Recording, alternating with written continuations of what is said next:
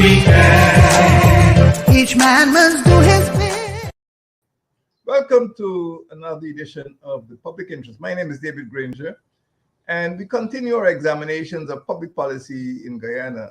And today, we examine the question of rivers, which is a very important aspect of our policy, our identity, our existence. I mean, what would Guyana be without our waterways, without our waterfalls, without our wetlands, without our wildlife? Rivers and water form part of our identity. Everyone knows that the word Guyana itself is derived from an indigenous people's word, meaning land of waters. Some people say land of many waters, land of rivers, because of our creeks and rivers. And there are more than 60 rivers in Guyana. It might be a much larger number because when you check, there are about 6 rivers named Takutu alone. Our national song, the Song of Guyana, celebrates the land of great rivers. The national anthem applauds the rivers and plains. And even folklore. Folklore features tales of river-dwelling Masakura man, water mama.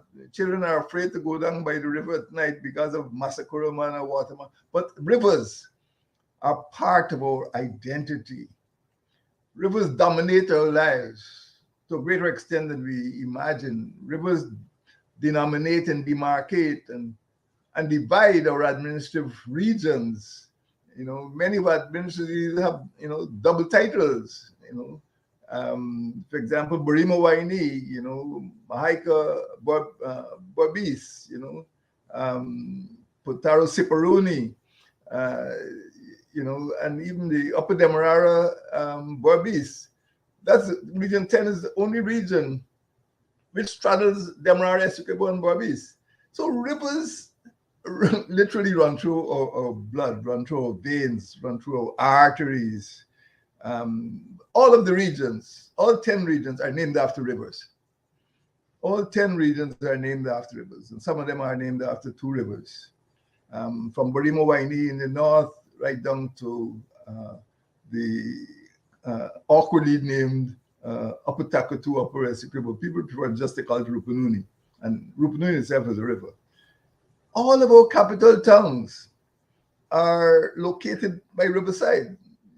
You just think of New Amsterdam, think of Linden, think of Bartica. What would Bartica be without, being located at the riverfront, that beautiful golden beach that you have the regatta every year?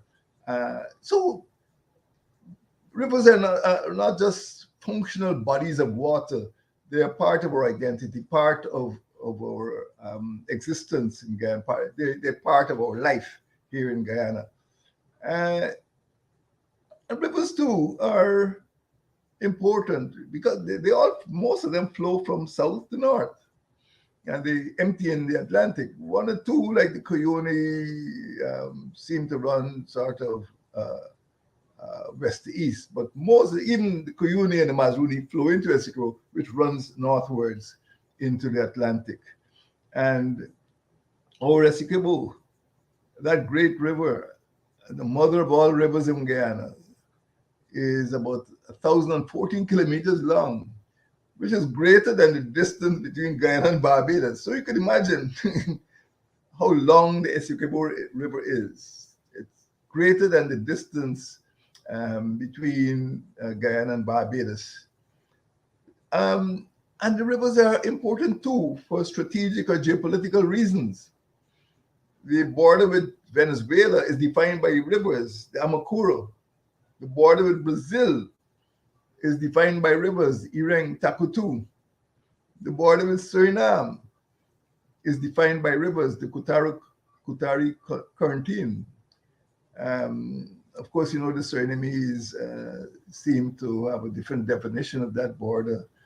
And in August 1969, the Guyana Defense Force had to evict them from the New River. And the area between the New River and the Corentyne is about the size of Jamaica. That was the size of land that the Surinamese had been planning to occupy the new river zone, but it shows the importance of rivers, not only for uniting the regions of Guyana, but also for dividing us from our border neighbors. And of course, we want to make sure that we live in peace and we don't have to involve in conflict to define those borders. But the rivers define us, they shape the country geographically, historically, because don't forget our original three colonies, Demerara, Essequibo, and Berbice, which became our counties, Demerara, Essequibo, and Berbice, were named after rivers, Demerara, Essequibo, and Berbice rivers. So geographically, historically, and politically too, because eventually Guyana adopted not only the counties, but also the district system, which is defined by rivers. Rivers are important too because they're the sinews of our survival, transporting food and people from the hinterland to the coastland, and commodities from region to region. The early settlements by the Dutch were located along rivers, and they went upriver, ready for protection from the Spanish and the British, who were raiding. The Europeans always seemed to fight among themselves. And you might know that at the head of the estuary of these rivers, Essequibo, Berbice, and Demerara, there was something called a brandwhack. I think in Berbice you still have a brandwhack sari. A brandwhack is a sort of fire watch, and in those days before mobile phones, when the enemy ships would come, they would just light the fire, and the settlers upriver would see the fire, and they'd run inland, run away from the Spanish or the French or British or whoever was attacking them. So the brandwhack was an important part of the river culture. But rivers are also important for irrigation and for transportation. And if you're from Berbice and you sit on the bank of the Berbice River by Kalkuni or Kebbi, you'd see the Guyana's logs and bauxite heading north to the rivers. So the rivers were important for that purpose too. And our whole existence was, to some extent, governed by rivers. As I said, the nurseries of nature, because they created rich ecosystems. And the world's largest freshwater fish is found in our rivers, arapaima, and I hope people don't eat it out of existence. And fauna, and of course the world's largest lily, the Victoria lily, is a river lily. And our rivers host 490 species of fish, making them, an important zone of biodiversity. And as you know, the rivers provide entertainment and leisure at the time of regatta, those of you who've been to Bartica. And those of you who enjoy canoeing, boating in the rivers, it's also a way of ecotourism, of getting money from ecotourism, but not getting money, of relaxing. So the rivers are very important. They fulfill fundamental functions in life. They have the personalized hygiene, in the hinterland, you bathe in a river, and housekeeping chores, bathing, cooking, drinking water, washing clothes, and to some extent they could be sources of energy. As you know, at one stage at Tumatumari, we actually had a functional hydropower scheme. So everybody speaks about hydropower, and there are potentially maybe about 300 or so places along rivers in Guyana, 300 years, which could have small or large hydropower schemes. But that's another matter, and we won't go into that now. But the potential for energy, the potential for leisure are all there in our rivers. So rivers are of great value. There's no dispute about that. And what I'm trying to say is that they're so important, we must protect them. All of us must be involved in protecting them. They're not just there as a showpieces. They're functional. They're beautiful. I mean, Guyana is a beautiful country, bountiful country. But we all have to understand the importance of rivers in order to make them work for us, make them part of the future so that our children could inherit them. Just as we inherited them from our parents and grandparents, we must be able to pass them on to our children.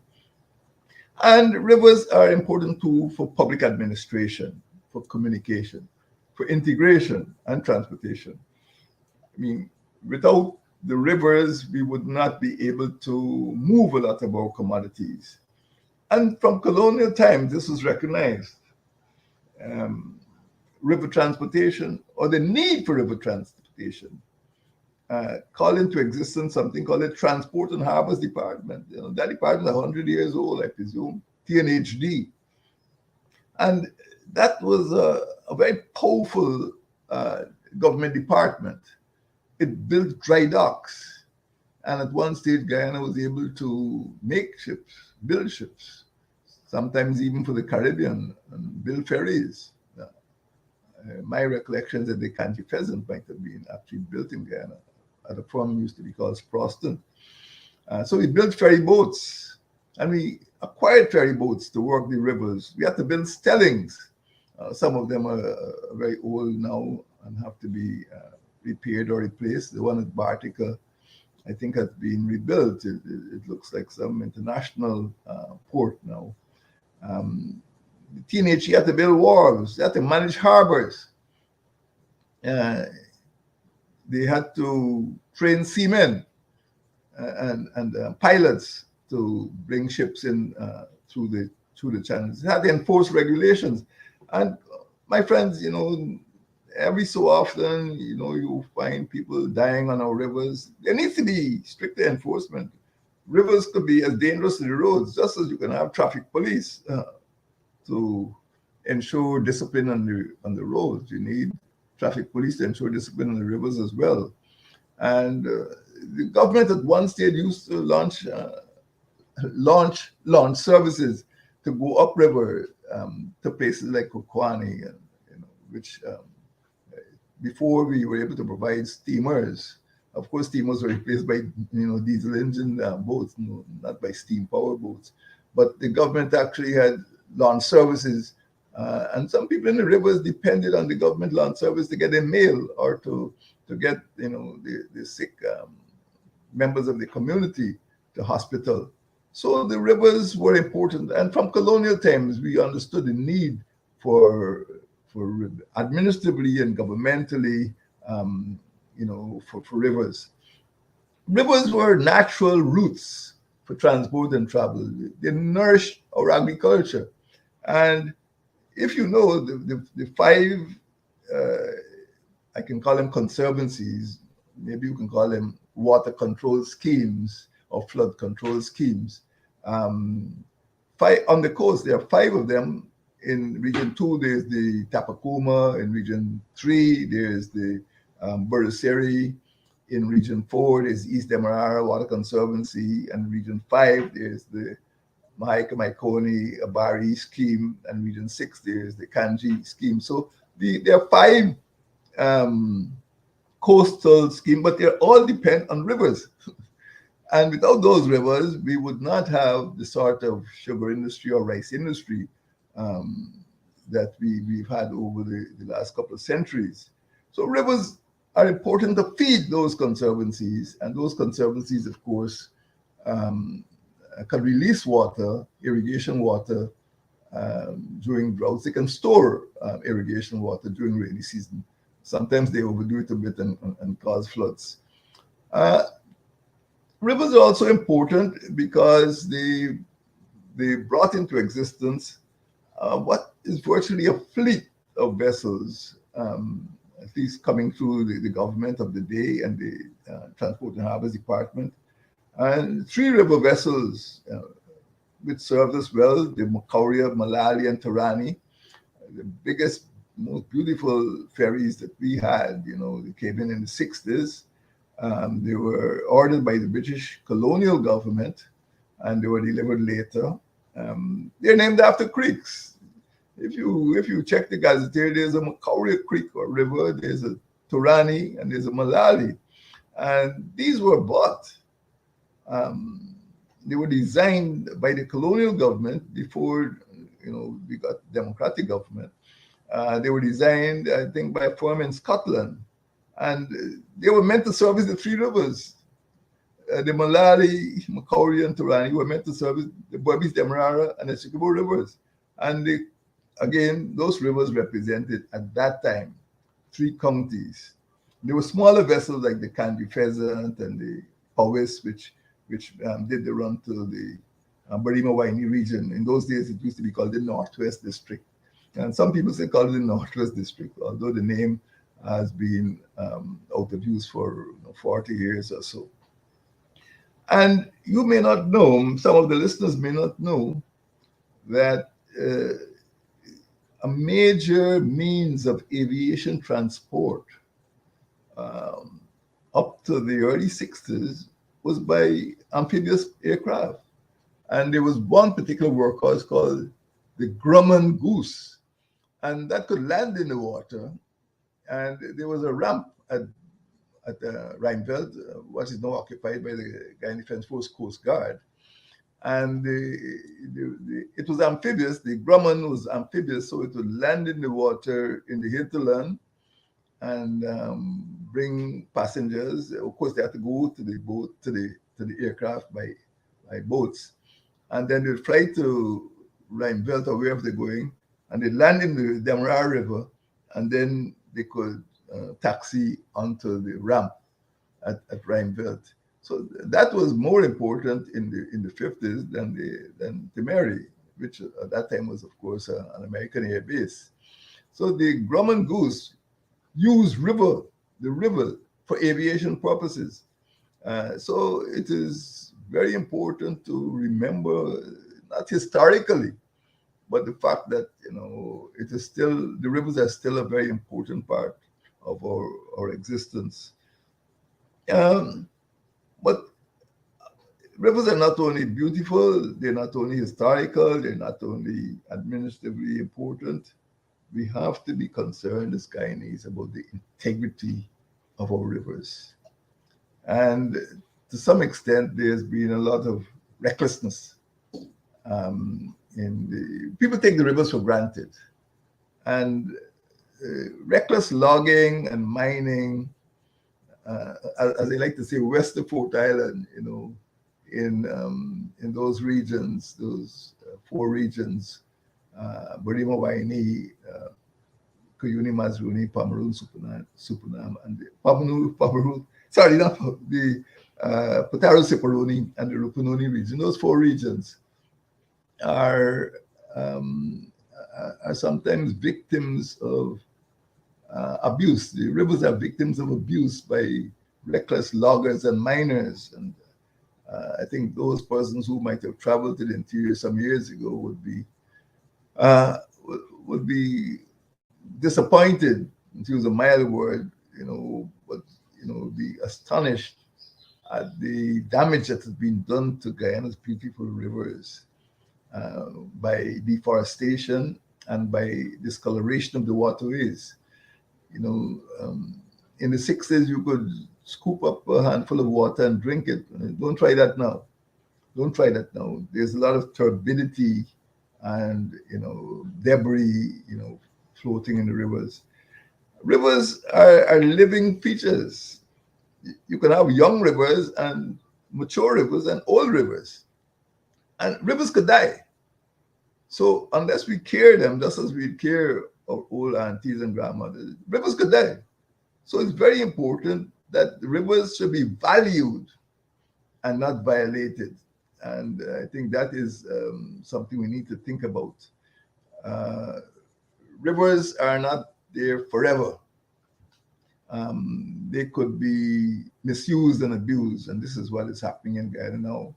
Unfortunately, some of them have been polluted and contaminated by mercury, and there are a lot of indigenous communities, really from the south of Rupununi, could tell you about the danger. And when pregnant women, drink water, river water, or bathe in river water, or cook with river water, which has been contaminated by mercury or other pollutants, it will have consequences for their children. This is no joke. This is no idle warning, and loggers and miners must be more careful, more prudent to make sure that the effluent from their operations should not get into the river system. And some of them are so bent on greed and pursuit of gold and diamonds that they don't care about the consequences. In fact, the Potaro River, which, as you know, is the source of the Kaichor, is badly polluted for several kilometers. And the Peruni River, some areas that are impassable. And even when I was campaigning, there were some areas of the Mazaruni. You got to get out of your boat and walk on land because of the accretion of sand from mining operations in those rivers. Those are great rivers, and I think some of the coastlanders need to take a trip and see how the rivers are being damaged and eventually destroyed. And when you see what's happening to the Potaro, which is the river on which the Kaichua Falls is located, you get very worried, very distressed. And this has been going on for quite a few decades. And the Cuyuni River, which comes out of Venezuela, discharges obnoxious and noxious waters into the Essequibo River. So rivers are of concern, not only to the environmentalists, but to the indigenous people and the people who are living in the hinterland, because they survive. Their survival depends on farming, and farming depends on water from the rivers. Disproportionately, more than the coastlanders depend on rivers, people in the hinterland depend on rivers. And you know what happened in August 1995, when the Omai gold mine, again, in pursuit of profits, the Omai gold mine had the biggest catastrophe of any Guyanese river in any time of our history. Remember August 1995, Omai gold mine contaminated the Essequibo River, our greatest river. And over the last few months of this year, there have been about 7 fatal accidents on Guyana's rivers. 9 people have died. 9 people have died on our rivers so far for this year, and we're just in our 10th month. So you can see that the rivers are not playthings. People need to think carefully about the way they use the rivers, and including boat captains. And of course, you're talking about enforcement. Where do we go from here? The rivers are important, and if we are to preserve these rivers for grandchildren, and if we are to make our rivers safe, and of course, free them from this other pollution and contamination, there's much more than the central government and the regional and municipal council can do to keep our waterways free of pollution. Sometimes it is real shame to go along beautiful rivers and see, soft drink bottles floating, or bits of styrofoam floating, or coconut husk floating. And, when some speedboat, tries to dash through that river at 2 o'clock in the morning or 8 o'clock at night and runs into, floating coconut shells, that's possibly when accidents occur. So we need to have a collective responsibility, a sense of responsibility to protect this valuable resource, Guyana's rivers, which are so much a part of our history and our geography and our very identity. We need to limit and control or prevent absolutely the pollution of our rivers from discharges from farming, logging, and mining. The protection of our freshwater sources can give all of our citizens, not only hinterland citizens, we can ensure that the entitlement to a clean environment is guaranteed, because the Constitution guarantees that to them. We can ensure that communities have access to safe rivers. We can ensure the entire country, has access to this, to the use of this important resource, not only for mining and other economic purposes, but also for entertainment and leisure. But we have to protect our rivers. We need MARAD, the Maritime Administration Department of the Ministry of Public Works. We need the Marine Police of the Ministry of Public Security. And we need the Corps of Wardens. Quite frankly, I don't know if that unit has been abolished, but the Corps of Wardens was meant to be an auxiliary enforcement arm of the Ministry of Natural Resources to ensure compliance with environmental standards and to prevent deaths in those mining camps and logging camps. The Corps of Wardens was very important, and you need a Corps of Wardens who are trained by the police and armed and equipped by the police, but they have knowledge of the natural resource and environmental laws, and we need to strengthen those arms, MARAD and the Marine Police and the Corps of Wardens, so that they could ensure safety on our waterways. The Environmental Protection Act, the River Navigation Act, and the Water and Sewage Act, all need to be enforced rigorously to protect our waterways. There are people who dump sewage in the waterways. Yes, it's terrible. And there were times long ago when people would be holding competition to swim across the Demerara River. They can't try that now. So we need to be very careful, and we need to strengthen these enforcement arms, particularly the Marine Police. I don't even know how many boats they have now, and the Corps of Wardens, so that they can move on the surface of the water to prevent these terrible accidents. Rivers are becoming dangerous, and we must remember that in everything that we do, pursuit of wealth, we need to have, some understanding of what the people in the hinterlands need rivers for. Every day they need clean water, and we need to ensure that the RDCs and central government as well assume the responsibility for ensuring that these acts, the River Navigation Act, the Environmental Protection Act, and the Water and Sewage Act are enforced to protect our citizens. That's what laws are there for the people, to protect the people.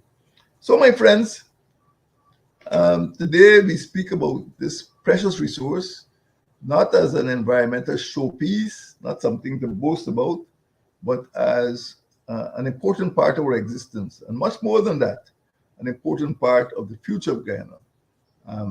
They have a function to fulfill to present and to future generations. Our children and grandchildren must be able to inherit the rivers which have defined this beautiful and bountiful country, the Cooperative Republic of Guyana.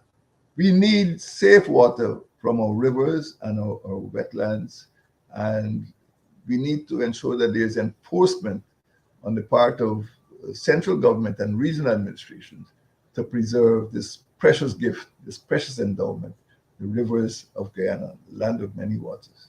Thank you, and may God bless you.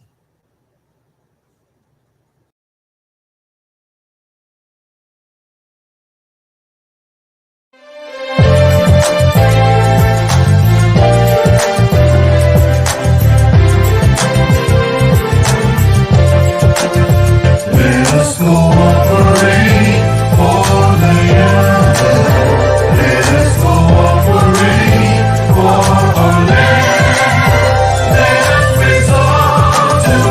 together, see we do it right together. Can we do it? Yes, we can. Each man must do his